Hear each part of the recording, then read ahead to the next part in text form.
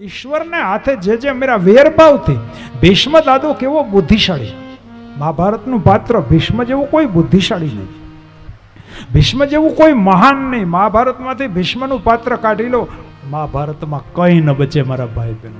એક સિરિયલનો ભીષ્મ જોયો, હજી આપણે એને ભૂલી નથી શકતા. તો સાચો ભીષ્મ છે એ કેટલો મહાન હશે તમે કલ્પના તો કરો.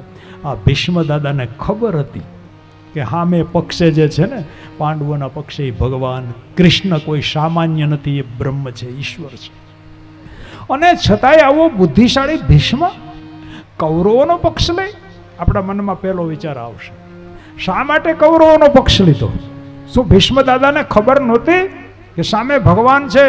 પણ ભીષ્મ દાદાએ વિચાર કર્યો કે પાંડવ પક્ષમાં રહું, મરવાનું તો નક્કી જ છે, મૃત્યુ નક્કી જ છે. કોઈ જીવ અમરપટ્ટો લખાવીને નથી આવ્યો, મારે મરવાનું છે. પણ જો હું ભગવાનના હાથે મરું ને, ભગવાન મને બાણ મારે ને હું મરી જાઉં ને, તો મારો ઉદ્ધાર થઈ જાય. ભગવાનના હાથે મરું તો હું તરી જાઉં. બીજું, કદાચ મને ભગવાન બાણ નહીં મારે, એણે હથિયાર ધારણ હાથમાં નથી કરવા, એને પ્રતિજ્ઞા લીધી છે. પણ મરતી વખતે જો હું પાંડવ પક્ષમાં હોઉં ને, તો ભગવાનની સામે મારી દ્રષ્ટિ ન હોય, અથવા તો ભગવાનની દ્રષ્ટિ મારા ઉપર પડે અને મારું મરણ થાય, મારા જેવો બીજો ભાગ્યશાળી. સામે પક્ષે રહ્યો એટલે ભગવાન મારી સામે, મારી નજર ભગવાન સામે હોય, અને અર્જુન મને બાણ મારે ને મારું મૃત્યુ થઈ જાય. નજર સામે હોય તોય મારું મરણ સુધરી જાય. આ ભીષ્મ દાદા છે મારા ભાઈ બહેનો. તો મારો કહેવાનો આશય મેરે ભાઈ બહેન, ભગવાન ભૂલવાની વસ્તુ જ નથી. યાદ કોને કરવાના હોય? જે ભૂલાઈ જાય એને યાદ કરવાના. ભગવાન ભૂલવાની વસ્તુ છે, પણ 3 વખત ખાસ યાદ કરો. અને શ્વાસે શ્વાસે, શ્વાસ લીધો હરિને સ્મરો, ઉચ્છ્વાસ બહાર કાઢ્યો પ્રભુનું સ્મરણ કરો, પ્રભુનું સ્મરણ. આ ક્યાં ખીચામાં છે લગભગ. તો આપણે બે પ્રકાર, આપણે આ આધાર રાખવો પડે. શરૂઆતમાં આધાર રાખવો પડે ને. આપણે સાયકલ શીખતા હોય ને, જે સાયકલ, એમાં પાછળ એક પડ્યું હોય શીખતી વખતે, અને પાછળ 3 હોય. આમ હું આડાવડી ન થઈ જાય એટલે. પણ એકવાર આવડી જાય પછી વાંધો નહીં, પછી પાછલા 2 પૈડા આપણે કાઢી નાખીએ, પછી 2 જ પડ્યા હોય, આગળનું એક પાછળનું એક. ઘણા તો મારા જેવડા, હજી મને સ્કૂટર નથી આવડતો, મારા જેવડા સ્કૂટરમાં પાછળ 3 પડ્યા હોય, 2 આમ ને પછી આજુબાજુમાં 2 ને વચ્ચે 1 હોય. મારા જેવડા મેં જોયા છે રાજકોટમાં, આવા નીકળતા હોય. શરૂઆતમાં જોઈએ, આધારની જરૂર પડે. આપણે ભગવાનનો ટેકો લેવો પડે. એટલે શરૂઆતમાં આપણે માળા રાખીએ, બરાબર, 108 પારાની માળા, એની ચર્ચા આપણે આગળ કરશું. 108નો આંકડો શું કામ? આવો બેરખો રાખીએ, આને બેરખો કહેવાય, બેરખો, બરાબર. બેરખાનો અર્થ શું થાય? એમાં 2 શબ્દ હોય, 2 રખો એટલે રાખો, 2 રાખો એ કે. આ તમે ફેરવતા હોય ને કોઈ કંઈક પૂછવા આવ્યું તો એને જવાબ આપો. આજ શેનું શાક કરવું? આજ રીંગણાનું કરી નાખો. આમ ફેરવતા કહી શકીએ. આને બેરખો કહેવાય. સંસારની વાતો કરી શકીએ અને હરિનામ લઈ શકીએ, આનું નામ બેરખો. આ શરૂઆતમાં આ બધું જરૂરી છે, પ્રારંભમાં માળાએ જરૂરી છે. પણ એક સમય એવો આવશે, બેરખોય છૂટી જશે, માળાએ છૂટી જશે, પછી તો શ્વાસોશ્વાસથી હરિનું સ્મરણ થશે. ભગવાન ભૂલવાની વસ્તુ જ નથી.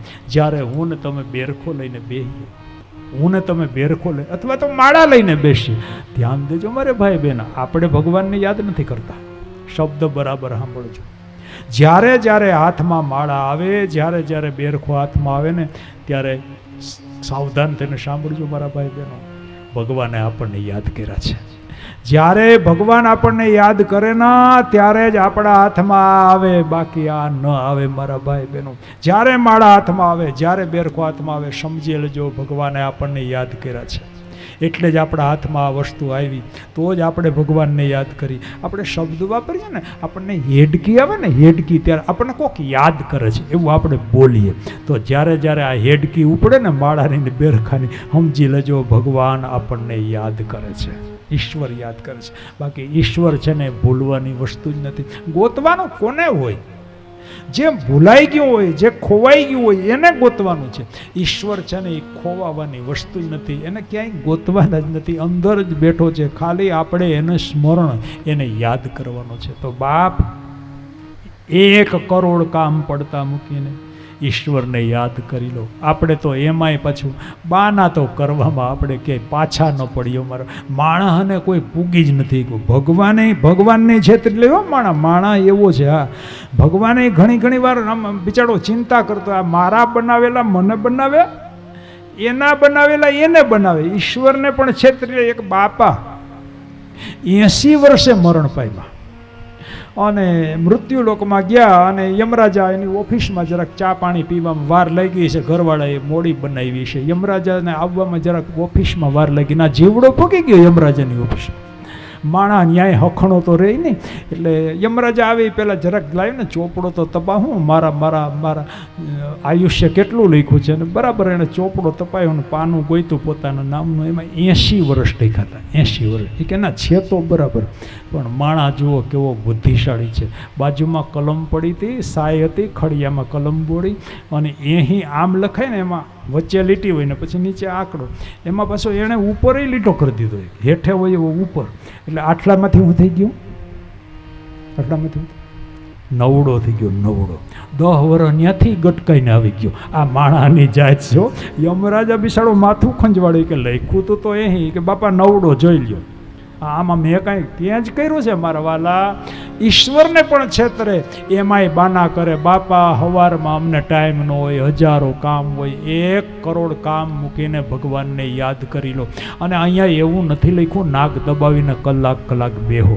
જેવો ટાઈમ, જેટલો ટાઈમ, જેટલી અનુકૂળતા, પણ ઈશ્વરના સ્મરણથી આપણી સવાર પડવી જોઈએ અને ઈશ્વરના સ્મરણથી આપણી રાત પડવી જોઈએ. દેખો મેરે ભાઈ બહેન, નામનો આટલો મહિમા બતાવ્યો. દેખો 1 કરોડ કામ પડતા મૂકીને હરિનું નામ લઈ લો.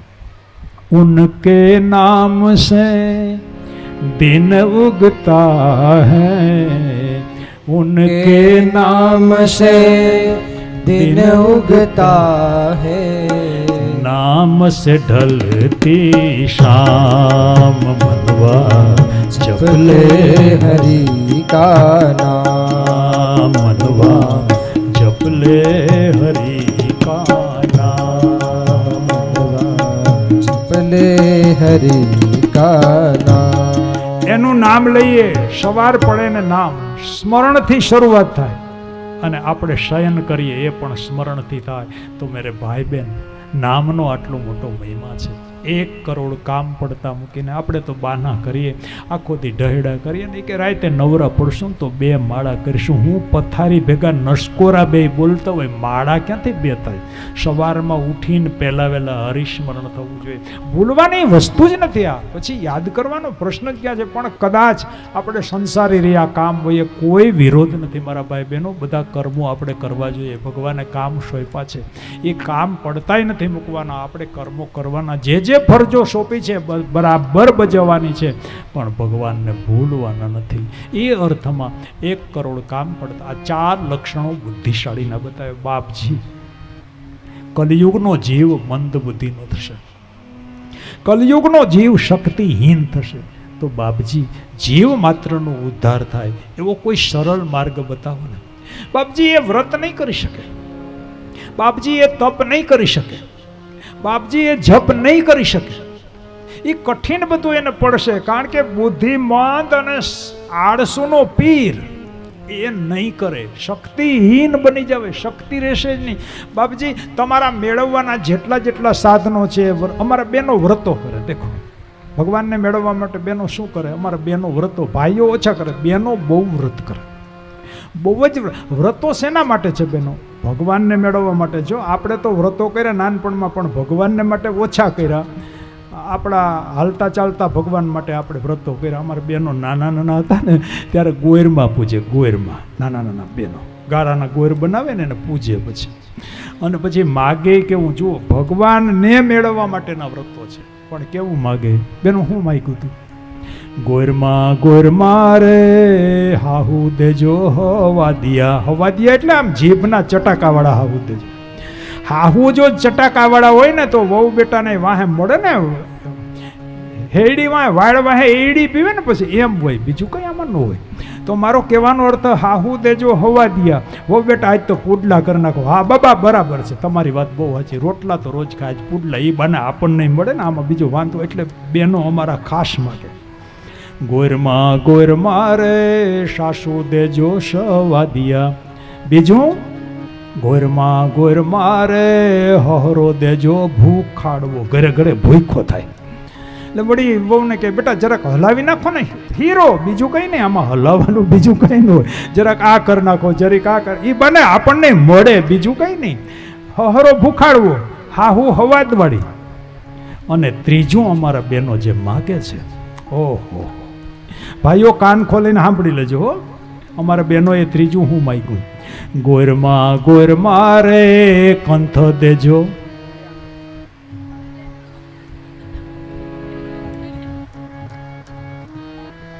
સાંભળવા જેવું નથી ભાઈઓ, બોલી ગયા અત્યારે બોલી ગયા, નાનપણનું યાદ આવી ગયું. કંથ દેજો કહી આગરો, ઊભો થાતો ઊભો થાય, બેહી જાતો બેહી જાય, ખાઈ લે તો ખાઈ લે, નાઈ લે તો નાઈ લે, આવો કહી આગરો. બેનોએ આવો કંથ માગ્યો ને લગભગ એવા જ છે હો. આમાં કંઈ બહુ ડોકા ઊંસા કરવા જેવા આપણે નથી. હું તો એવો છું, તમારું તમે જાણો. મારું કાંઈ ઘરમાં હાલતું નથી, એ કે એમ જ હું કરું છું. ખોટું હું કામ બોલવું જોઈએ આમાં મારા વાલા? હા, આપણને મોટા કરવા, બહુ મોટા કરે, આપણે ફૂલાઈએ એટલા માટે. એક ભાઈ કે મારા ઘરમાં મારું ચાલે, હું કહું એમ જ મારી પત્ની કરે. હું કહું કે ઊભા ઊભા પાણી રેડો તો ઊભા ઊભા પાણી રેડે. હું કહું કે બેઠા બેઠા પાણી રેડો તો બેઠા બેઠા. હું કહું કે ફાનસ લઈને ઊભા રહે તો ફાનસ લઈને ઊભા રહે. પણ મેં પૂછ્યું આ બધું ક્યારે? તો કે હું ઠામ ઉટકતો હોય ને ત્યારે ફાનસ લઈને ઊભા હોય, પાણી રેડતા હોય. એટલે આમાં તારું ક્યાં હાલ્યું યાર? કાંઈ હાલવાનું નથી. પણ આપણને અમારા બહેનો છે ને બહુ બુદ્ધિશાળી. તો આપણે માનીએ કે બહેનોની બુદ્ધિ પાનીએ છે, એવું નથી. બહેનો બહુ બુદ્ધિશાળી છે પણ એ વાપરતા નથી, બહુ ચાલાક છે. પહેલાં એ કે એની વપરાઈ જવા દો, પછી ઘટે ને ત્યારે આપણી મદદ લેશે. અને પુરુષો પહેલાં બધું પોતાની બુદ્ધિ વાપરી લે, કંટાળે ને અથવા તો થાકે ને એટલે પછી પોતાની પત્નીને પૂછે આમાં હું કરશું, તો પહેલાં પૂછને, એની પાસે રસ્તા છે. પણ અમારા બહેનો છે ને આપણને એવા ફૂલાવે, એવા ફૂલાવે. તમે જો સવારમાંથી શરૂ કર્યો, સવારમાં ઉઠતા વેતા આપણને આજ શેનું શાક કરવું, પહેલાં વહેલા એણે નક્કી જ કર્યું એ જ કરવાના. પણ પહેલાં આપણને મોટા ભાવ બનાવે, ફૂલાવે, એવા ફૂલાવે. આપણને તો એમ થાય એટલે આપણને પૂછીને જ બધું કરે.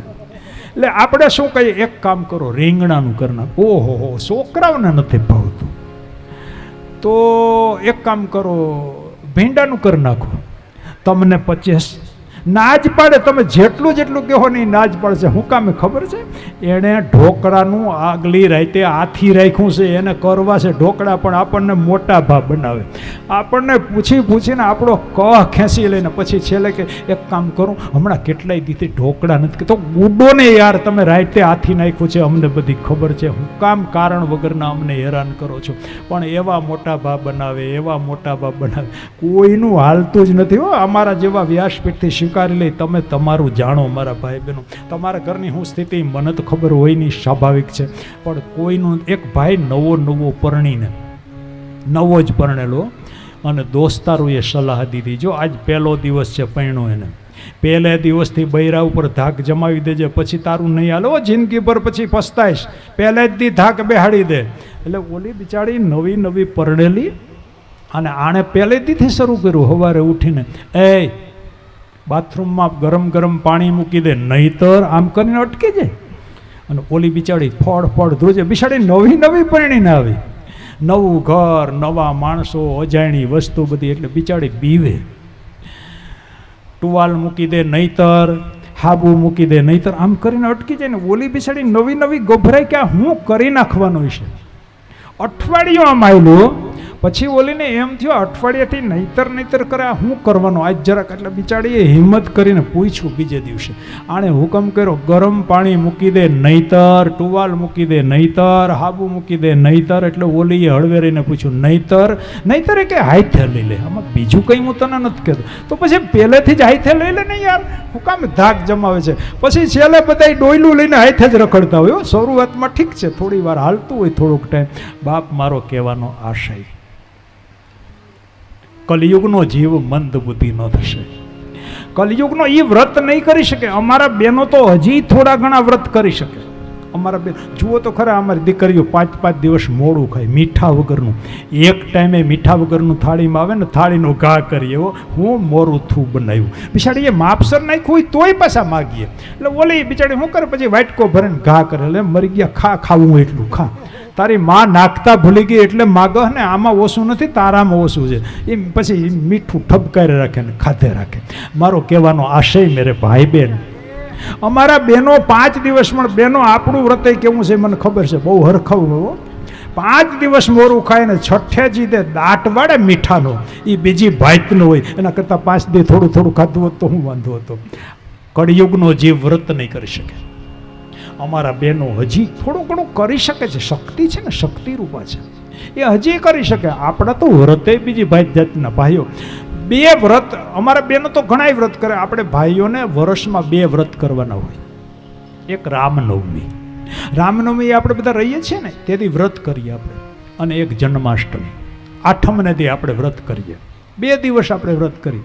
અને એમાંય ઘણા તો અમારી બહેનો આગ્રહ કરે, વરસમાં 2 વાર તો રહ્યો, હાવ ખાધે જ રાખો છો આખું વરસ, ત્રણ તમે જાપત્રો છો, એટલે વળી આગ્રહ કરે એટલે બહુ. પણ એમાંય પાછું આપણે પહેલાં ચોખવટ કરી, ફલાહારમાં શું છે, પેંડા કર્યા કે નહીં, બરફી છે કે નહીં, આ છે કે નહીં, તે છે કે નહીં, એ બધું પહેલાં જાણી લઈએ, પછી અમારા ભાઈઓ વ્રત કરે. આટલું ફરાળ કરે. આપણા વ્રતો કેવા, હું સાબિતી આપું છું, આમાં લખ્યું છે કલિયુગનો જીવ મંદબુદ્ધિનો, કલિયુગનો જીવ શક્તિહીન, એ વ્રત નહીં કરી શકે. હવે જોજો તમે આખો દિવસ ફલાહાર કર્યું હોય, ગોકળ આઠમને દિવસે રાતના 12 વાગે ગામના ચોરામાં કૃષ્ણ જન્મ થાય, ઝાલર વાગે, જાવું હોય તો જાય, નકર ઘેરે બેઠો હોય, પોતાની પત્નીને શું કહે, હવે 12 વાગ્યા, કાનનો જન્મ, કાન પાછો કૃષ્ણ શબ્દ વાપરે તોય સારું, એ કે કાનનો જન્મ તો તું જન્મો તેદીનો તારી હારે જ થયો મારા વાલા, આ તો કૃષ્ણ જન્મ થયો 12 વાગે, કે હવે કાનનો જન્મ થઈ ગયો, હવે વ્રત તોડાય કે ન તોડાય, હવે 12 વાગે વાંધો નહીં, હવે 12 વાગે દિવસ ફરી જાય, વ્રત 12 વાગ્યા સુધી ઉપવાસ કરો, ગાડું ફરાળ કરીને ઉપવાસ કરો તોય દલીલ કરે, 12 વાગે હવે કાનનો જન્મ થઈ ગયો, હવે ભજીયા કરી નાખો, રાતના 12 વાગે તાવડા મંડાવે કે નહીં બહેનો? ગોકળ આઠમ નદી રાતના 12 વાગે તાવડા માંડ્યા. આમાં ઘણા બહેનો બેઠા છે, એને માંડેલા છે. મારો કહેવાનો આશય મેરે ભાઈ બહેન, આપણા વ્રતો બધા આવા. દેખો એક દિવસ, દેખો મેરે ભાઈ બહેન, જન્મદિવસ ઉજવતા હોય એને ખાસ કહું છું. આપણા હિન્દુ શાસ્ત્રમાં આપણો દિવસ સૂર્યોદયથી સૂર્યાસ્ત, જ્યારે સૂર્ય ઉગે ને બીજો દિવસનો સૂર્ય ન ઉગે ત્યાં સુધી આપણો દિવસ રાત્રિના 12 વાગે. અંગ્રેજોની તારીખ બદલે, આપણી તિથિ નથી બદલતી. આપણી તિથિ સૂર્યોદયથી સૂર્યોદય 1 દિવસ સુધી ચાલે છે, 24 કલાક. તો બાપ એસી ગલતી મત કરો. તો ટૂંકમાં મારો કહેવાનો આશય, બાપજી કલયુગનો જીવ વ્રત નહીં કરી શકે, બાપજી કલયુગનો જીવ તપ નહીં કરી શકે. આપણા તપે કેવા મારા ભાઈ બહેન, તપ કોને કહેવાય? તપ કોને કહેવાય? રાફડા બાજી જાય. શબ્દ સાંભળજો, ઉપર રાફડા બાજી જાય, નહીં ખાવાનું, નહીં પીવાનું. ધૂળનો, આપણે બેઠા હોઈએ, ધૂળ ક્યારે ચડે? આપણા ઘરમાં કોઈ વસ્તુ પડી હોય એના ઉપર ધૂળ ક્યારે ચડે? અઠવાડિયું 10 દી આપણે 12 ગામ જાય, અઠવાડિયું 10 દી વસ્તુ ઉપર થોડી ધૂળ ચડે. તો માણસ ઉપર ધૂળ ક્યારે ચડી જાય? રાફડો બાજી જાય, આખું જ ખાલી તગતગતી હોય, રાફડો બાજી જાય, આખો સરપના રાફડાની જેમ. એટલું તપ આપણા દેશના ઋષિમુનિઓ કરતા. આમાં પ્રમાણો એના મળે છે, પ્રમાણ વગરની કોઈ વાત નથી શકે. આવા તપ લોકો કરતા. કલિયુગમાં આપણે તપ કરી શકીએ? 3 કલાકે એક આસને આપણે બેસી નથી શકતા. 3 કલાક તરસા કે ભૂખ આપણે સહન નથી કરી શકતા. આ તો અહીંયા બેઠા એટલે ડાયા ડમરા થઈને બેઠા. અમારી બહેનોનો અનુભવ છે, ઘેર હોય તો ક્યારના રહોડામાં આટા ચાલુ કરી દીધા હોય, ક્યાંક પૂગ્યું, મુકાઈ ગયું છે કુકર, યાર બેહને હમણાં થઈ જાય, ક્યાં પૂગ્યું, આટા ફેરા શરૂ થઈ જાય. આ તો અહીંયા કથામાં 3 કલાક બેઠા, ત્યાં સુધી હું તમે આપણે બધા, મારો નંબર પહેલો, મારી આ જ દિશા છે. બાપ તપ ક્યાંથી કરશું? કલયુગનો જીવમાં એટલી શક્તિ નહીં હોય તપ કરી શકે. કલયુગના જીવમાં એટલી શક્તિ નહીં હોય, એ સાધન નહીં કરી શકે. કઠિન બાપજી. નહીં તપ, નહીં વ્રત, નહીં જપ. જપ કોને કહેવાય? જપ કોને કહેવાય? રાતે 2 માળા કરીએ એને જપ કહેવાય? નહીં મેરે ભાઈ બહેન. સવારમાં 2 માળા કરી લીધી એને જપ કહેવાય? નહીં મેરે ભાઈ બહેન. જપ છે ને એ અખંડ થવા છે. જે અખંડ થાય ને એને જપ કહેવાય, જેને સંતો અજપાના જાપ કહે છે. નહીં હોઠ હલતો હોય, નહીં તાલી પડતી હોય, નહીં શબ્દ નીકળતો હોય, અને છતાંય જપ અંદરથી ચાલુ હોય, આને અજપાના જાપ કહેવાય. આને જપ કહેવાય. જેની ધારા ન તૂટે ને એને જપ કહેવાય. તો બાપ આવા જપ કોણે કર્યા? 5 વર્ષના ધ્રુવજીએ આવા જપ કર્યા હતા. 6 મહિના સુધી સાંભળજો, 5 વર્ષનો બાળક એક પગે ઊભીને એક જ પગે ઊભી, અન્ન જલ, અરે પાંદડા લીધા હતા થોડોક ટાઈમ, પાંદડાય છોડી દીધા ઝાડવાના, છેલ્લે મહિને તો જપની સંખ્યા એટલી વધારી દીધી, છેલ્લે શ્વાસ પણ એણે રોકી દીધો, શ્વાસે લેવાનો નહીં. આને જપ કહેવાય મારા ભાઈ. તો ભગવાન પ્રસન્ન થયા અને 5 વર્ષના ધ્રુવજીને ભગવાને ગોદમાં બેહાડી દીધા. જગતના પિતાએ જેને ગોદમાં ન બેહવા દીધા એ ધ્રુવજીને ભગવાન પરમ પિતાએ એને ગોદમાં બેસાડ. ગોદમાં બેસવું તો ભગવાનની ગોદમાં બેસો, ઉઠવાનો પ્રસંગ જ ન આવે. લૌકિક પિતાની ગોદમાં બેસશો તો એક દિવસ ઊભા થવાનો પ્રસંગ આવશે. તો બાપ જપ કોને કહેવાય? જેની ધારા ન તૂટે. પણ એ યુગ વીતી ગયો ને. 5 વર્ષનો બાળક 6 મહિના સુધી એક પગે ઊભીને સતત જાપ કરે, અને જાપ કહેવાય. જપની ધારા ન તૂટવી જોઈએ. કરી શકશું આપણે કળિયુગના જીવો? નહીં કરી શકીએ. તો બાપજી કલિયુગનો જીવ તો ભગવાનના શરણે પહોંચી જ ન શકે ને. બાપજી એવો સરળ માર્ગ બતાવો. સુત પુરાણીએ સૌનકજીએ સુત પુરાણીને આ પ્રશ્ન કર્યો. 88,000 ઋષિમુનિઓ બેઠા છે. બાપજી એવો સરળ માર્ગ બતાવી દો, જેથી કરીને 88,000 ઋષિમુનિઓ સમાજની અંદર જાય અને સમાજના જીવ માત્રનું કલ્યાણ થાય, જીવ માત્ર ઈશ્વરના શરણે પહોંચી જાય એવું સરળ સાધન બતાવી દો. અને સુત પુરાણીએ સરળમાં સરળ સાધન બતાવી દીધું. મારે ભાઈ કાન ખોલીને સાંભળી લેજો. આ સાધન આપણા માટે છે, શક્તિહીન જીવો માટે છે, મંદ બુદ્ધિના આપણા માટે આ સાધન બતાવ્યું છે. કેવું સરળ કરી દીધું, કેટલું સરળ કરી દીધું. હવે જો આ એ ન થાય ને તો પછી હરી ભજો, તો 84 લાખની તૈયારી રાખજો. કેવું સરળ સાધન બતાવ્યું. કલિયુગનો જીવ સુત પુરાણીએ સૌનક આદિ ઋષિઓને બતાવેલું આ મોટામાં મોટો ઉપાય. કલિયુગનો જીવ કંઈ ન કરે, ન તપ કરે. આપણને ના પાડી તપ કરવાની, કલિયુગના જીવને જરૂર કરી જ નહીં શકે, પછી કરવાની ક્યાં વાત આવી. કલિયુગનો જીવ ન તપ કરે, ન વ્રત કરે, વ્રતે કરવાની જરૂર નથી, ન જપ કરે, જપે કરવાની જરૂર નથી. હું વ્યાસપીઠથી બોલું છું ને, હું નથી બોલતો, આ સુત પુરાણીનું વાક્ય છે. કલિયુગનો જીવ ન વ્રત કરે, ન જપ કરે, ન તપ કરે, એ કરી નહીં શકે, એને કરવાની જરૂર નથી. હું સરળમાં સરળ સાધન બતાવી દઉં. કલિયુગનો જીવ બીજું કંઈ ન કરે, કેવલ ફક્ત ને ફક્ત ભગવાનનું નામ. તમે વિચારમાં પડી ગયા ને, હમણાં લેવાનું કહે ઈ ન થાય બાપા, ઈ ન બને, અમારે 70 કામ હોય. એ લેવા બેવાનું માંડી વાળો, લેવાનું એ નહીં. દેખો કેટલું સરળ કરી દીધું. ભગવાનનું નામ લેવાનું એ નહીં આપણા માટે. એટલી બધી છૂટ આપી દીધી સુત પુરાણીએ, સૌનક આદિ ઋષિઓને સરળ ઉપાય બતાવી દીધો. કલિયુગનો જીવ કંઈ ન કરે, કેવલ બેઠા બેઠા ભગવાનના ગુણોને સાંભળે. આહા, કેટલું સરળ સાધન બતાવી દીધું. સાંભળવા માત્રથી મુક્તિ મળી જાય એવો યુગ મને તમને પ્રાપ્ત થયો છે. સરળ સાધન બતાવી દીધું. ભગવાનના ગુણોને સાંભળે એટલે કલિયુગનો જીવ સહજતાથી ઈશ્વરને શરણે પહોંચી જશે. કંઈ નહીં કરવાનું, આપણે બેઠા બેઠા સાંભળવાનું. જ્યાં ભગવાનના ગુણો ગવાતા હોય, જ્યાં કોઈ ભજન સ્વરૂપે હોય, કોઈ કીર્તન સ્વરૂપે હોય, જે સ્વરૂપે હોય, ક્યાંય કથા વાર્તા સ્વરૂપે હોય, જે સ્વરૂપે, જ્યાં ભગવાનના ગુણો ગવાતા હોય ત્યાં બેસી જવાનું અને બેઠા બેઠા ભગવાનના ગુણોને સાંભળવાના. સાંભળવા માત્રથી મુક્તિ મળે એવો યુગ મને તમને મળ્યો છે. તો કલિયુગ સારો કે ખરાબ? તમે મને જવાબ આપો. લોકો કલિયુગની બહુ નિંદા કરે છે. સતયુગ સારો હતો અને ત્રેતાયુગ સારો હતો અને દ્વાપર યુગ સારો હતો અને હું ધૂળ સારો હતો. હું તમને દ્વાપર યુગનો દાખલો આપું.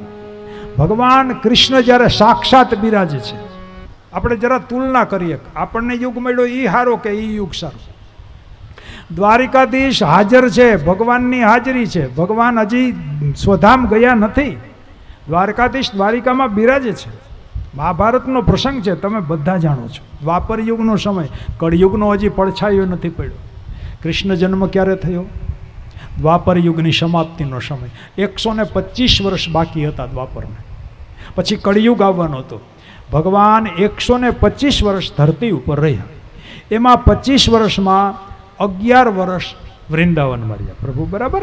બાકીના વર્ષો પ્રભુ 25 વર્ષ પૂરા કરવા 14 વર્ષ પ્રભુ મથુરામાં રહ્યા. ત્યાંની બધી રાજ વ્યવસ્થા બધી વ્યવસ્થા કરી અને ત્યાર પછી ભગવાન દ્વારિકાધીશ બન્યા અને આપણા બાજુમાં ભગવાન 100 વર્ષ રહ્યા. 125 વર્ષના આયુષ્યમાં ભગવાન 25 વર્ષ ત્યાં રહ્યા છે. 100 વર્ષ આપણી પાસે રહ્યા. આપણે કેટલા ભાગ્યશાળી, તમે વિચાર તો કરો. જૈનમાં છે યુપીમાં મૂકીને અહીંયા આપણા પાસે આવ્યા સૌરાષ્ટ્રમાં. માટે જ આપણા અહીંયા ભગવાન 100 વર્ષ રહ્યા ને, એટલે સૌરાષ્ટ્ર જેવા જેટલી હૃદયમાં દયા છે ને માણસોમાં, એટલી બહાર કોઈ લોકોમાં દયા નથી મારા ભાઈ બહેનો. અહીંયા તમને પાણીનું પૂછશે, રોટલાનું પૂછશે, બધું પૂછશે. ચોટીલા મૂકી દો, થોડાક આગળ વધી જાઓ, હરિભજો, હરિભજો મારે ભાઈ બહેન. આપણે ભગવાનની નિકટ રહ્યા ને એનું આપણને આ ફળ મળ્યું છે. તો મારો કહેવાનો આશય, 125 વર્ષ ભગવાને આયુષ્ય ભજ્યું. જરા દ્વાપરની સમાપ્તિમાં 125 ભગવાને વિદાય લીધી પ્રભાક્ષેત્રમાંથી ને કળિયુગ આવ્યો, પડછાયો પડ્યો, બરાબર, ત્યાંથી કળિયુગ શરૂ થયો. તો મારો કહેવાનો આશય, ભગવાનની હાજરી છે. દ્વાપરનો દાખલો આપો, પછી ત્રેતાનો દાખલો આપો. રામા અવતાર ત્રેતાયુગમાં થાય. દ્વાપર યુગમાં ભગવાનની હાજરી છે. ભગવાન ધરતી ઉપર બિરાજે છે, દ્વારિકામાં બિરાજે. હસ્તિનાપુરમાં શું બન્યું? પાંડવો અને કૌરવો જુગાર રહીમાં. કલ્પના કરો, ભગવાનની હાજરીમાં ભગવાનના સગાવાલા, કોઈ બીજાય નહીં, જરા દૂરનાય નહીં, મામા ફઈના, ભગવાનના ફઈના દીકરા છે આ પાંડવો બધા, અને જુગાર રહીમાં. હવે તમે મને જવાબ આપો, ભગવાનની હાજરી છે ધરતી ઉપર, ભગવાનના હગા છે, અને છતાંય આ લોકો જુગાર. અને એમાંય પાછો મોટો યુધિષ્ઠિર, જેને ધર્મરાજનું બિરુદ મળેલું, ધર્મરાજ જુગાર રમે. જુઓ તો ખરા. હવે તમે કયા યુગને હારો કહેશો? આ યુગમાં એ ઘણા લોકો એવા છે, હજી 52 પાનામાંથી એકેય પાનાને ઓળખતા નથી. આપણે મોકરમાં તો લગભગ કોઈ પાને રમતા જ નથી અહીંયા. તો તમે વિચાર કરો, આ યુગ હારો કે યુગ હારો? અને કદાચ માનો કે વાર તહેવારે રમતા હોઈએ તોય યુધિષ્ઠિર જેવો કોઈ જુગાર રહીમાં, યુધિષ્ઠિર જેવો કોઈ જુગારી તમે આ યુગમાં ભાડ્યો? પોતાનું રાજપાટ સંપત્તિ બધી જુગારમાં મૂકી દીધી. ભગવાનનો ફઈનો દીકરો હગ્ગો ભાઈ, ફઈનો દીકરો ભાઈ, તમે કલ્પના કરો. અને ભગવાન વિદાય લઈ ગયા હોય તો એ બરાબર, ભગવાનની હજી દ્વારકામાં હાજરી છે, એ બધાને ભાન છે, તો એ બેહી ગયા, હાલો રમીએ. જુગટું રે સર્વસ્વ હારી ચૂક્યો, પોતાની જાતને બાજીમાં મૂકી દીધી. હવે મારી જાતને મૂકું. ભાઈઓ ને, એટલે આપણે એવા જુગાર ક્યાંય જોયા? કોઈ ગામમાં, મારા ગામમાં રમતા, પણ આવો નતો રમતા. હગા ભાઈને બાજીમાં મૂક્યો, હારી જાઉં તો મારો ભાઈ તારો ગુલામ, જા હાથી રાખી લેજે. કોઈ આવો જુગાર આજ રમતા નથી. કલયુગમાં પણ આવો જુગાર નથી રમતા. તો તમે વિચાર કરો, કલયુગ સારો કે એ યુગ સારો? કયો યુગ સારો તમે કહેશો? ઘણા લોકો કલયુગની બહુ નિંદા કરે છે. એનાથી આગળ વધીને કહું, તમને બધાને ખબર છે, કોઈ જુગારીઓ એવો જોયો કલયુગમાં કે પોતાની પત્નીને બાજીમાં મૂકી દે? બતાવો મને કોઈ ગામ એવું, કોઈ દાખલો બતાવો કળિયુગમાં કે પોતાની પત્નીને, અને પત્ની એ સામાન્યની જે સતી રૂપા હતી, એ સતીને ધર્મરાજાએ દાવમાં મૂકી દીધા, દ્રૌપદીને દાવમાં લગાડ્યા. દેખો મેરે ભાઈ બહેન, કલ્પના કરો તમે, કયો યુગ સારો? તમે મને જવાબ આપો. અને પછી દુર્યોધને જે દ્રૌપદીની દશા કરી, દુશાસનને આદેશ કરો, નિર્વસ્ત્ર કરો. કલ્પના તો કરો મારા ભાઈ બહેન. ભરી સભામાં આ કોઈ પારકા થોડા હતા? કૌરવો ને પાંડવો ભાઈઓ છે, પિતરાય ભાઈઓ છે, કાકા બાપાના પોરિયા છે, બે કંઈક અલગ થોડા છે. અને કલયુગની અંદર પણ આજે પણ ધ્યાન દેજો મેરે ભાઈ બહેન, પુત્ર વધુ, આપણા દીકરાની વહુ, આપણા કુળની વહુ, એ આપણે માટે દીકરી બરાબર છે. પુત્ર વધુની આબરૂનું રક્ષણ કરવું એ કુળની જવાબદારી છે. અને અહીંયા આ જ લોકો તમે જોજો, બે પક્ષ, આમાં કોનો વાંક કાઢવો ને કોનો વાંક ન કાઢવો. દ્રૌપદીને બાજીમાં મૂકી એનો વાંક, કે જેણે નિર્વસ્ત્રનો આદેશ કર્યો એનો વાંક? પહેલાં તો બાજીમાં મૂકીને એનો વાંક પહેલો છે મારા ભાઈ બહેન. અને ભગવાનના ફઈના હગા દીકરા, કયો યુગ સારો? તમે મને જવાબ આપો. અને દુર્યોધને હુકમ કર્યો એને નિર્વસ્ત્ર, રજસ્વલા, સ્ત્રી ધર્મમાં છે દ્રૌપદી, એક વસ્ત્ર લીપેટેલું છે દ્રૌપદીએ, રજસ્વલા છે, સ્ત્રી ધર્મમાં છે. અને કુળ વધુ છે. કુળની વવારોની આબરૂ રાખવી આપણા હાથમાં છે મારા ભાઈ બહેનો, આપણી જવાબદારી છે. તો બાપ ત્યારે નિર્વસ્ત્રનો આદેશ. આ તો કૃષ્ણ આવ્યા, દ્રૌપદીએ છેલ્લે છેલ્લે એને યાદ કર્યા, અને ભગવાનની સાડી પૂરવા આવ્યા, 999 ચીર પૂર્યા. નહીં તો તમે કલ્પના કરો, આપણા દેશનો ઇતિહાસ કાળી ટીલી લાગી જાત, કાળી ટીલી. આને ભારત કહેવાય? ભરી સભામાં ભીષ્મ દાદા બેઠા હોય, ફલાણા કૃપાચાર્ય ને ફલાણાચાર્ય ને ઢીકડાચાર્ય ને ભીષ્મ દાદો ને આ ને તેને આટલા બધા વડીલો અને એક કુળની વવારુની આબરૂ લૂંટાતી હોય, લાજ લૂંટાતી હોય. મારા ભાઈ બહેનો, કયો યુગ સારો! ભરી સભામાં એ કોઈ ખાનગી સમયમાં પણ નહીં, ખાનગી સ્થળમાં પણ નહીં. કલ્પના કરો, એ દ્રૌપદીને વસ્ત્ર ન પહેર્યા હોત તો આપણા દેશનો ઇતિહાસ કેવો લખાણો હોત, આજ દુનિયાના લોકો નિંદા કરતા હોત. શું વખાણ કરો છો ભારતના? આ તમારો દેશ. ભગવાને આબરૂ રાખી દીધી મારા ભાઈ બહેનો. તો કલિયુગની નિંદા મત કરો. કલયુગ જેવું કોઈ યુગ નથી. કેટલી સરળતા કરતી હતી. કલયુગનો જીવ કંઈ ન કરે, કેવલ ભગવાનના ગુણોને સાંભળે.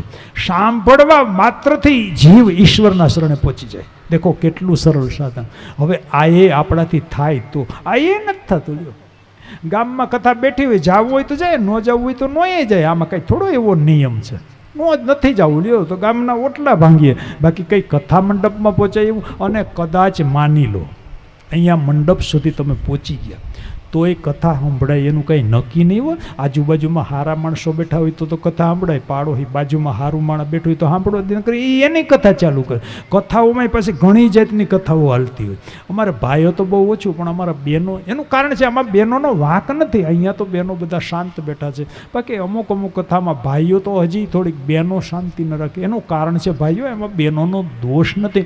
બિચારા માંડ અહીંયા મોકો મળે, બધા વ્યવહારો ને આઈને તે દીકરી જો દીકરા જોવા, બધા બિચારા માંડ ભેગા. આપણે તો હાલતા બજારોમાં ભેગા થઈને બીડીયું ખેંચતા હોય, આ બિચારા થોડા ભેગા થાય. એ તો કામમાં ને કામમાં નવરા ન થાય, આવા મોકા માંડ મળતા હોય. એટલે બિચારા એની રીતે એની કથા કરતા હોય. પણ અહીંયા તો જો કે બધા શાંતિથી બેઠા. કથામાં આવ્યા પછી પણ કથા સંભળાય એનું કાંઈ નક્કી નહીં. મારા ભાઈ બહેનો દાખલો આપવો. આવી રીતે આપણે મોકરમાં આયોજન થયું ને, શિયાળી પરિવારની શુભ ભાવનાથી, એવું એક ગામડામાં કથાનું આયોજન થયું. કથાકાર સુંદર મજાની કથા કરે. એટલે એક ભાઈ છે ને, આપણે મોકરમાં આયોજન થાય ને, પોરબંદરનો નોકરીએ રોજ અપડાઉન કરતા, બિચારો એક ભાઈ નોકરી કરે પોરબંદર. એને નક્કી કર્યું કે મોકરમાં કથા બેઠી આપણે 8 દી રજા મૂકી દઈએ. એટલે સાહેબને એણે અરજી કરી. હવે કથાનું તો બાનું કરાય નહીં, નકર સાહેબ રજા મંજૂર કરે ન કરે. એટલે એણે બાનું શું લખ્યું કે સાહેબ મારી બા બહુ બીમાર છે, હાવ એમ લાગે હવે જાજુ જીવશે નહીં. સાહેબ મારી બાની 8 દી સેવા કરવી, એટલે મારી 8 દીની રજા મંજૂર કરો. એટલે સાહેબે વિચાર કરો, આમ મરી ગયાની માં મરી જાય, મારું બાનું કરશે, જા તારી રજા મંજૂર. 8 દીની રજા મંજૂર કરાવી. અને પહેલે દિવસે પોથી પધરાવતા હતા. એમાં યજમાનો થોડાક ઉત્સાહી હતા, થોડાક વધારે ઉત્સાહી હતા. એટલે એણે ઓલા લક્ષ્મી હુતળી છાપ બોમ્બ થોડાક લીધા હતા. એટલે જ્યારે પોથી યાત્રા પધરાવતા હતા ને, ત્યારે એના બાળકો બધા થોડા ઉત્સાહી, એટલે આગળ ઓલા હુતળી છાપ બોમ્બ ફોડતા હતા. હવે એમાં આ ભાઈનું બરાબર નીકળવું ને, એક બોમ્બ છે ને એ નીકળો ને ભૂટ્યો, અને બિચારાને 2 કાનમાં ધાક પડી ગઈ. કથા સાંભળવા આટલું રજા લીધી ને 2 કાનમાં ધાક પડી ગઈ ને, બિચારો મંડપમાં તો આવ્યો પણ આ ધાક ન ખુલે ને, આમ સારે બાજુ બધાને મોઢા જોઈ રાખ્યો. બિચારાને કાંઈ ન સંભળાય. કથાકાર ઘણી સારી કથા કરે, નસીબમાં ન હોય તો થોડીક કથા સંભળાય. આ બેહી ગયા પછી એ ન સંભળાય.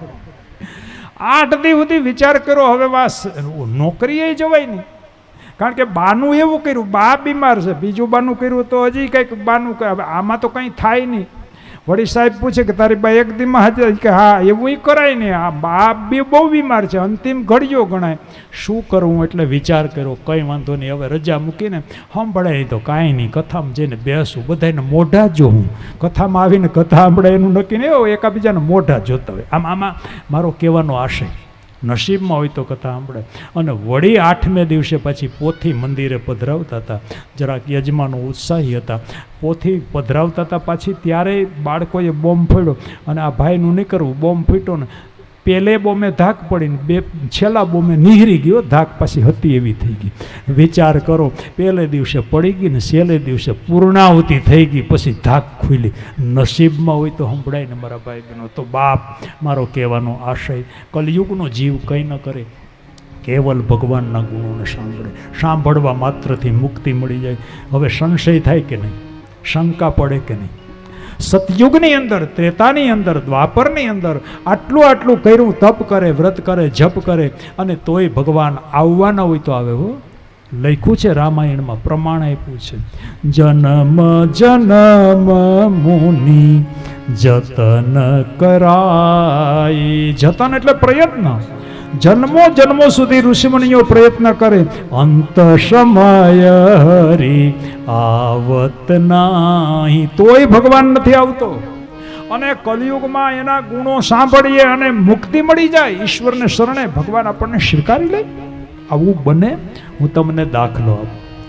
ભાગવતમાં એનું પ્રમાણ છે. 10મા સ્કંદમાં આ કથા આવે છે, આવશે ત્યારે વિસ્તારથી કહીશ. 6 વાગી ગયા છે, તમારું થોડીક 5 મિનિટ વધારે લઈ લો. એક પ્રસંગ મારે પૂરો કરવાનો છે, એક દાખલો. 10મા સ્કંદમાં એવી કથા આવે છે, અરુણાચલ પ્રદેશમાં, આજનો અરુણાચલ પ્રદેશ એટલે ઉપરનો ભાગ ભારતનો, અરુણાચલ પ્રદેશમાં ત્યારે એનું નામ વિદર્ભ હતું. એ વિદર્ભ દેશનો એક રાજા હતો, એનું નામ ભીષ્મક. એની પત્નીનું નામ શુદ્ધમતી. નામ બધા સાંભળવા જેવા, એના અર્થો છે. 10મા સ્કંદમાં વિસ્તારથી આ એક પ્રમાણ આપું છું કે સાંભળવાથી મુક્તિ કેમ મળે, સાંભળવાથી ઈશ્વર સુધી કેમ પહોંચી શકાય. એ દંપતીને 5 દીકરા છે. મોટા દીકરાનું નામ છે રૂકમી અને એક દીકરી છે, એનું નામ રૂકમણી. મોટા દીકરાનું નામ રૂકમી અને આ દીકરીનું નામ છે રૂકમણી. રૂકમણી ઉંમર લાયક થયા એટલે એક વખત ભીષ્મકે એની પત્ની શુદ્ધ, બાપ દીકરી સીધી તો વાત ન કરે, એક મર્યાદા. એટલે પતિએ ભીષ્મકે શુદ્ધમતીને કહ્યું, દેવી તમે જરા, દીકરી આપણી યુવાન થઈ છે, હવે આપણે એના પીડા હાથ કરવાના છે અને પારકે ઘરે વળાવવાની છે, તો જરા દીકરીને પૂછી લો ને. દેખો, શીખવા જેવું છે આમાંથી. એક એક સૂત્ર પકડજો મારા ભાઈ બહેનો. આપણા દીકરા દીકરીના વ્યવહારો કરો, કંઈ વાંધો નહીં, આપણે જોવા જઈએ, બધું જોઈએ, કંઈ વાંધો નહીં, પણ દીકરીને દીકરાનો મત, અને એમાંય ખાસ કરીને દીકરીનો મત અવશ્ય લો. કારણ કે જીવન એને જીવવાનું છે, એ ઘરે એને જવાનું છે, પારકાને પોતાને કરવાના છે. દીકરીનો મત અવશ્ય લો. એ સમયમાં કૃષ્ણ અવતારમાં ભીષ્મકે શુદ્ધમતીને કહ્યું, જરા પૂછી લો દીકરીને, ઉંમર લાયક થઈ છે, એના મનમાં કોઈ મૂર્તિઓ વસેલો છે? જો એના મનમાં કોઈ બીજો મૂર્તિઓ હોય અને આપણે એનું જો ક્યાંય બીજે શક પણ કરશું ને, તો દીકરીની જિંદગી બગડશે. માટે દીકરીનો મત અવશ્ય લો. આપણે જોઈએ, કારવીએ, બધું કરીએ, વડીલો, કોઈ વિરોધ નથી, પણ જેનું લગ્ન સગાઈ થવાની છે એનો મત લેવો લેવો ને લેવો. મત તો બાપ શુદ્ધમતીએ દીકરીને બાજુમાં બેસાડી રૂકમણીને, બેટા જો હવે તું ઉંમર લાયક થઈ છો, હવે તને વરાવવાની છે. દીકરા, તારા મનમાં કોઈ મૂર્તિઓ વસેલું છે? બેટા, તારા મનમાં કોઈ વસેલો અન્ય હોય ને અમે બીજી જગ્યાએ તારું સગપણ કરીએ તો દીકરા તારો ભાવ બગડે. માટે દીકરા, તારા મનમાં કોઈ વસેલું, આનું નામ શુદ્ધમતી. શુદ્ધમતી એટલે શું? મતી એટલે બુદ્ધિ અને શુદ્ધ એટલે પવિત્ર. જેની માં શુદ્ધમતી હોય એટલે એનો અર્થ હોવો જોઈએ જેની મતિ શુદ્ધ હોય, એનો આત્મા શું જોવા બાપ? રૂકમણી એ જીવાત્મા છે. શુદ્ધમતી એટલે શુદ્ધ બુદ્ધિ.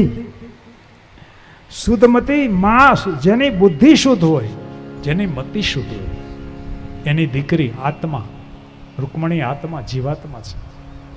શુદ્ધમતીએ જીવાત્માને પૂછ્યું, આત્મા તારા મનમાં કોઈ વસેલું છે?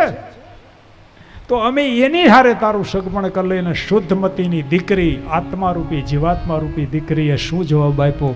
શુદ્ધમતીની દીકરી આત્મા આવો જ હોય, એણે જવાબ આપ્યો, હા માં, મારા મનમાં એક મૂર્તિઓ વસેલો છે. કોણ? બોલે દ્વારિકાનો રાજા કૃષ્ણ. આ દીકરીએ મત વ્યક્ત કર્યો. શુદ્ધમતીને નવાઈ લાગી. તમે કલ્પના કરો કે આ અરુણાચલ પ્રદેશ, જેટલા જેટલા ભણેલા છે એ બધાને ખબર, ન ભણ્યા હોય તો એને કહી દઉં, ઉપરનો ભાગ છે આપણો, પૂર્વ બાજુમાં, ભારતનો પૂર્વ ભાગ, બરાબર? પૂર્વાંચલ જેને કહેવાય એ ત્યાં અરુણાચલ પ્રદેશ, અને ક્યાં દ્વારિકા પશ્ચિમ. એક પશ્ચિમ ને એક પૂર્વ. લંકાની લાડી ને ઘોઘાનો, આમ બે નોખા નોખા, એક આ છેડે એક આ છેડે. શુદ્ધમતીને નવાઈ લાગી. બુદ્ધિ છે ને, તર્ક તો થોડો ઘણો કરે જ, શુદ્ધ છે તો શુદ્ધ, તર્ક કર્યો.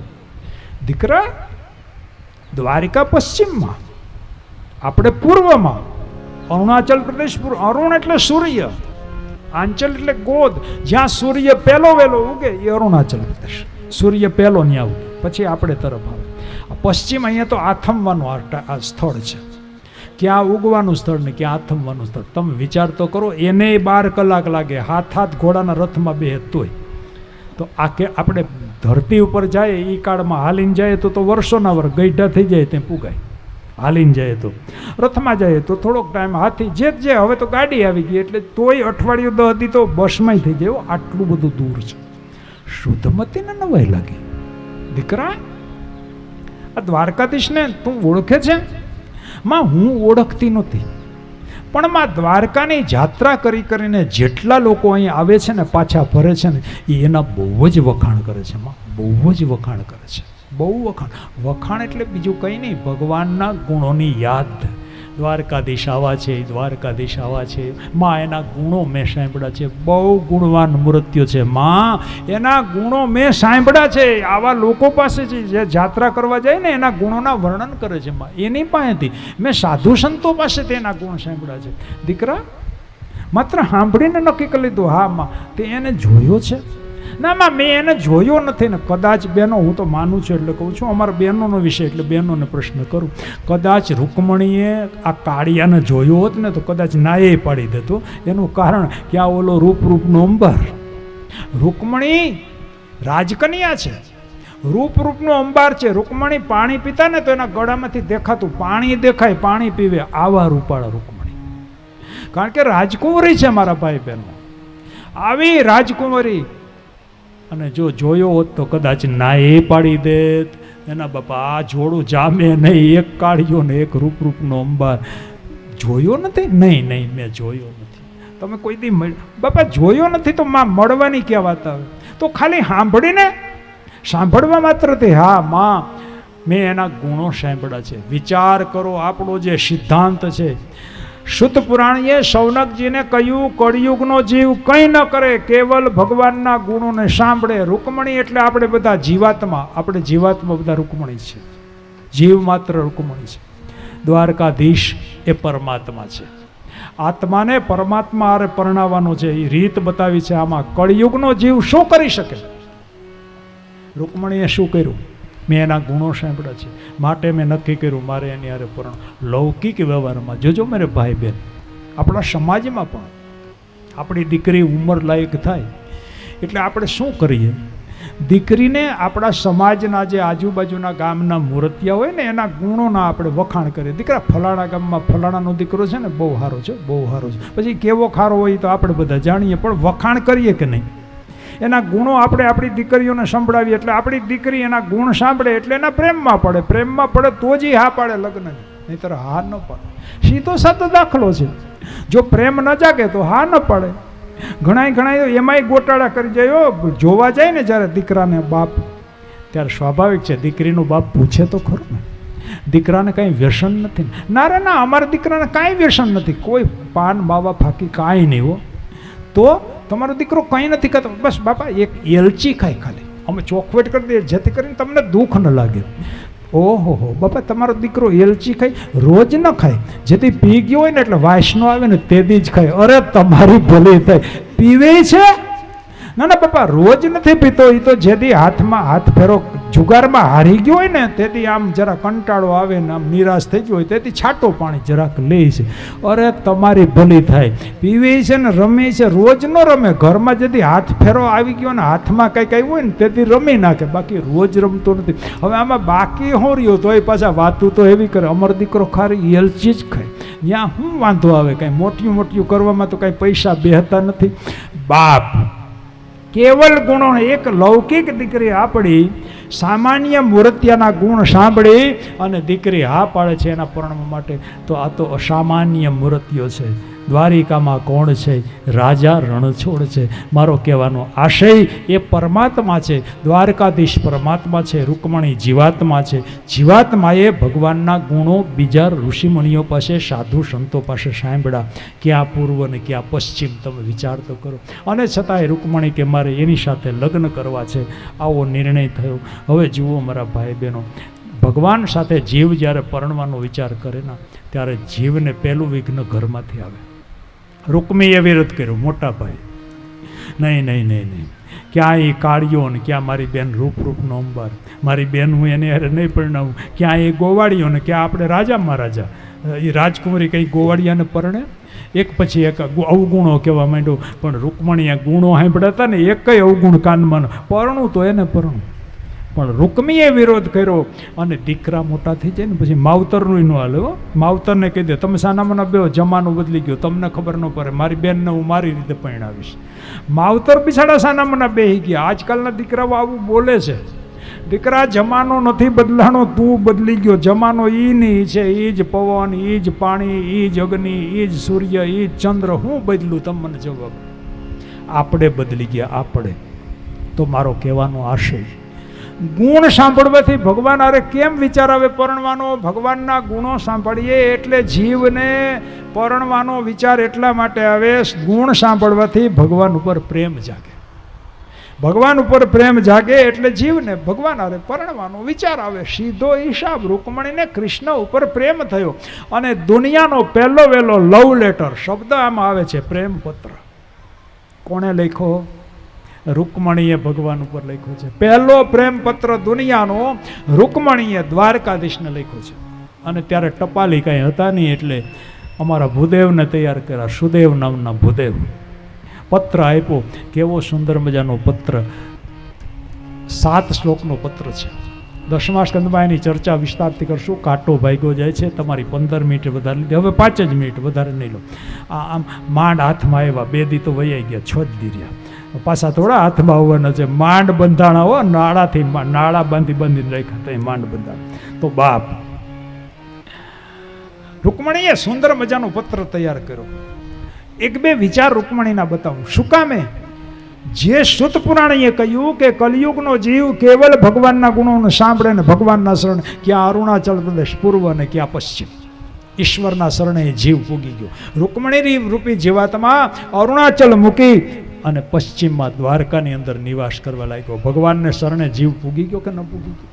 કેવલ ગુણો સાંભળ્યા અને પ્રેમ જાગ્યો ભગવાન ઉપર. પત્ર લખ્યો રૂકમણીએ, સુદેવ નામના ભૂદેવને પત્ર આપ્યો. એટલે શું કરવાનું? ભગવાનના ગુણો સાંભળ્યા પછી આ કથા પૂરી થાય ને, રોજ દ્વારકાધીશને એક લેટર લખજો. લવ લેટર લખવો ને તો ભગવાનને લખવો, સામાન્ય મૂર્તિયાઓને ન લખાય. નહીંતર અમારા સમયમાં, મારી વાત કરું, અમે લખ્યા એટલે હું સ્વીકારી લઉં વ્યાસપીઠથી.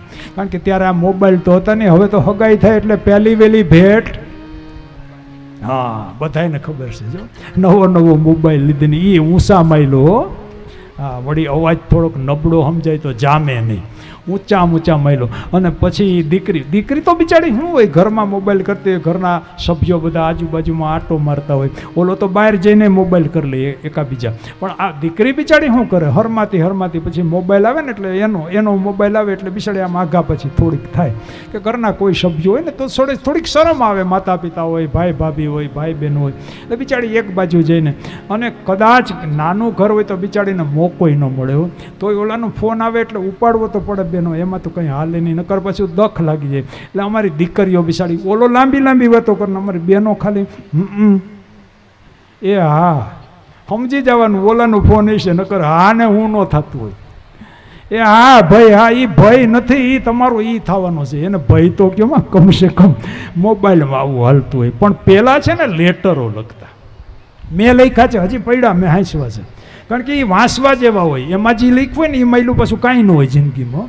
એ નવા લેટર લખે ત્યારે જોવા જેવા હોય. આમાં જેણે લખ્યા છે એ બધાને અનુભવ હોય છે. લેટર લખતા એકાબીજા.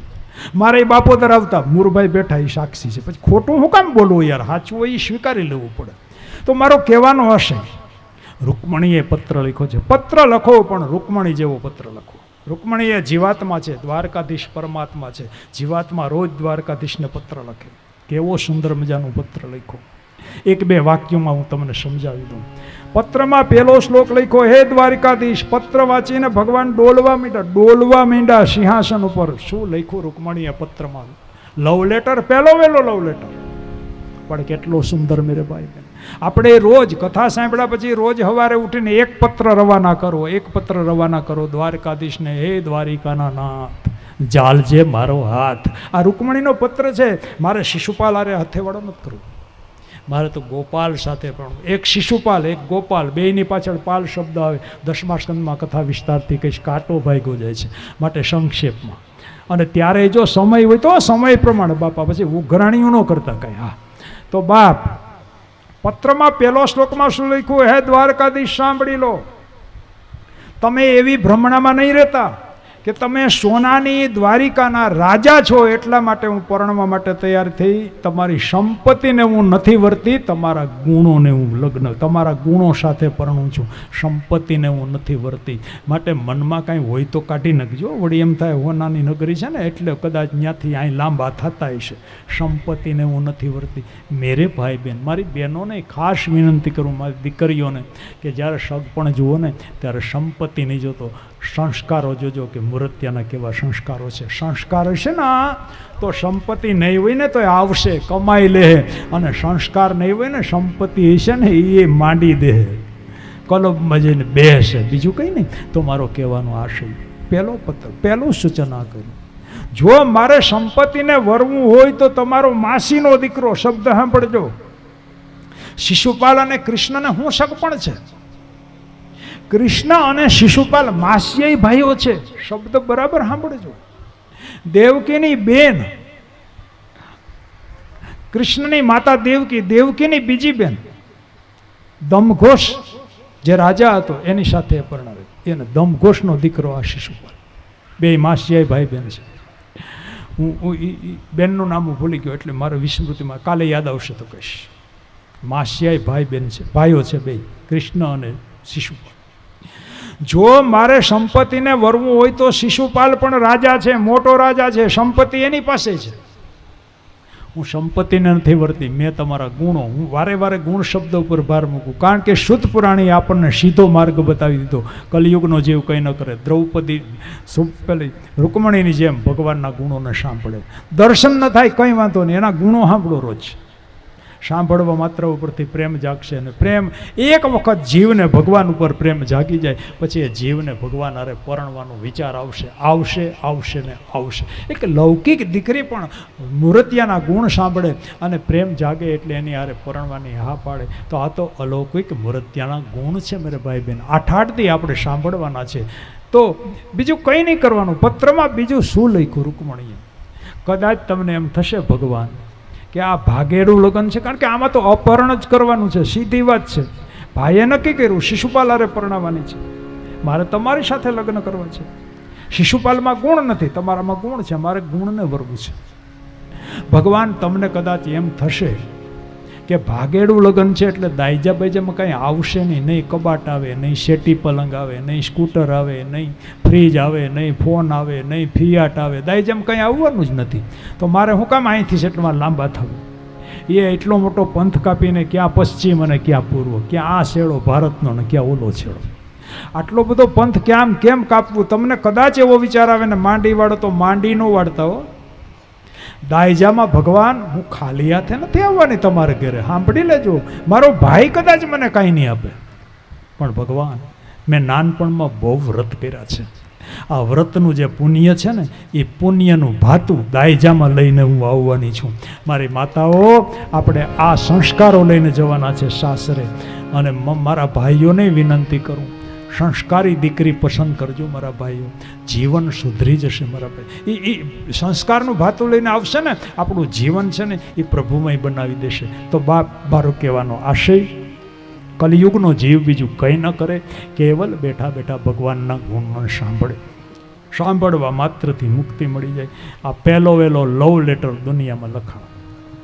અને હવેની સાંગને આ ખબર ન હોય, અમારા સમો વળી આવે ને અમે લખતા એકાબીજા એટલે ખબર છે. મેં આચવી ઘણી વાર હું વાંચું ઉખેરે, પણ એમાં એવું લખ્યું હોય એકાબીજાએ, એ વાંચીને એને દાંત આવે, લખનારને દાંત આવતા હોય, લે મેં આવું લખ્યું. અને શરૂઆતમાં તો તમને ખબર છે ને, એને તું મારી યારે પરણી જાય ને પછી આકાશના તારા હટું તોડી લાવીશ, આવા વચનો આપે લેટરમાં. આકાશના તારા મારા હાટું તોડી લાવીશ. પછી લગ્ન થઈ જાય ને, એકાદ વર્ષ કદાચ સારું હાલતું હશે, બીજે વર્ષે કેરોસીનનું ડબલું લઈને લાઈનમાં ઊભો હોય, પણ શરૂઆતમાં એવું લેટરમાં લખે, તારા માટે આકાશના તારા તોડી દઈશ. અમારા બહેનોય ગઈ ને જ્યારે પરણવા જાય, મારા વીરને વર્ષો તો મોટરમાં બેહીને ફરશો. સાયકલમાં પાછળ આમ મગરમચ્છની જેમ ઢહેડીને જતો હોય, પણ લેટરમાં તો એવું લખ્યું હોય સાયકલમાં પંચર થયું હોય, હંધાવાના પૈસા ન હોય ને મારા વીરને વર્ષો તો મોટરમાં બેસીને ફરશો છે સાયકલ, એમાં આગલા ટાયરમાં પંચર છે, એ પેલા હંધાય. પણ લેટર લખે ત્યારે એવા એવા લખે ને એમાંય પાછું અત્યારે મોબાઈલમાં ધરવું ન થાય હો. કેટલે મોડે સુધી ચાલવું જોઈએ, ઘૂઘુ ઘૂ ઘૂઘુ ઘૂ રોજ હું વાતું કરતા આપણને તો ખબર જ ન પડે, એટલી બધી વાતો ખૂટતી જ નહીં હોય. લેટર લખતા ત્યારે હું પછી છેલ્લે શાયરી લખે, વડોદરાનો ચેવડો, ક્યાં વડોદરા ક્યાં ચેવડો, કાંઈ લેવા ન કર દેવા હો. આ બધું અમે કર્યું, આ મારી કથા છે, તમારી કથા નથી. વડોદરાનો ચેવડો ને પત્ર લખજો બેવડો, આવ ટૂંકો લખો ને જટ થઈ રહી છે, લાંબો જરાક લખજો. ક્યાં વડોદરા ક્યાં ચેવડો, ક્યાં કાગળ ને ક્યાં બેવડો.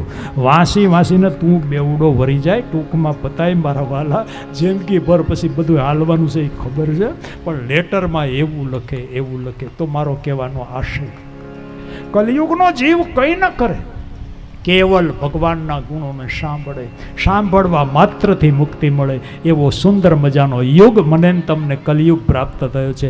કલિયુગની નિંદા મત કરો, હશે દોષો પણ છે એની સામે આપણે નથી જવું. આપણે શું કામ દોષ જોવા જોઈએ, આપણે તો બીજાના ગુણ જોઈએ. આપણે તો ગુણગ્રાહી છીએ. ભારત દેશનો નાગરિક ગુણ પૂજક છે, વ્યક્તિ પૂજક નથી. કોઈ વ્યક્તિની પૂજા આપણે નથી કરતા, એના ગુણોનું પૂજન આપણે કરીએ છીએ. આપણો દેશ ગુણ પૂજક છે. તો કલિયુગનો જીવ કેટલું બધું છૂટ આપી, નહીં વ્રત નહીં તપ નહીં જપ આપણે કરી નહીં શકીએ. મેં દાખલા દીધા ને, આપણા વ્રતો બધા બીજી ભાઈના હોય મારા ભાઈ બહેનો. તો બાપ, નહીં વ્રત નહીં તપ નહીં જપ, કોઈ કઠિન માર્ગ નહીં, કેવલ સરળ માર્ગ બતાવી દીધો. કલિયુગનો જીવ હરિગુણ સાંભળે, ગુણ સાંભળે એટલે ભગવાન ઉપર પ્રેમ જાગે, જીવને પ્રેમ જાગે એટલે જીવ ભગવાન સાથે પરણી જાય. અને અમારા બહેનોનું અનુભવ છે.